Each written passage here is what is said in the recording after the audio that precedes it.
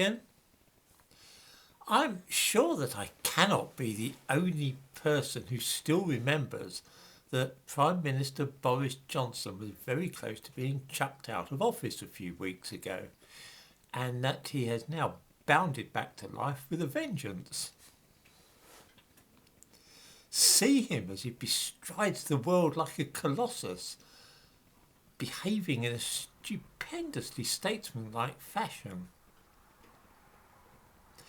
It might be argued that the war in Ukraine puts all these trivial domestic problems in their proper perspective, and that we should all forget about whether or not Boris Johnson broke the law 2 years ago.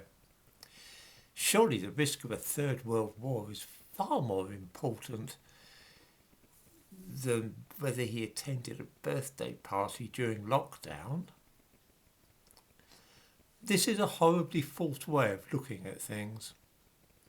A month ago, it was very clear indeed that the Prime Minister of Britain was a shifty, dishonest and evasive Chancellor, the kind of man from whom one would be reluctant to buy a second-hand car.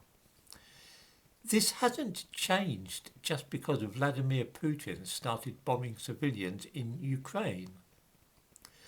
Boris Johnson remains the same man, and he has not been transformed by a war being fought thousands of miles away into a decent and honest individual.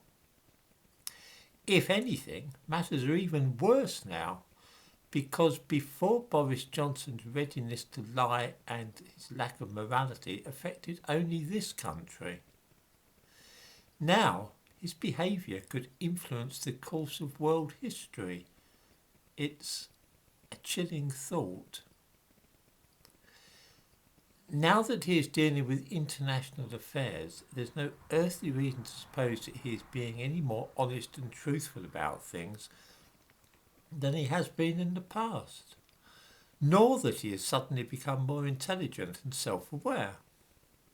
He realises that the war in Ukraine is his great chance to save his premiership and make a name for himself in history, and he intends to grab that chance with both hands.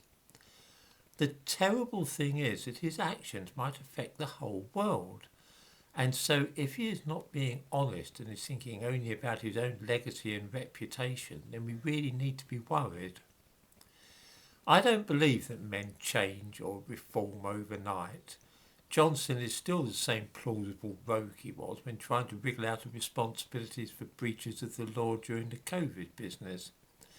To have such a man representing Britain on the international stage is bad enough, but to see him having the ability to help provoke a war with Russia is truly terrifying.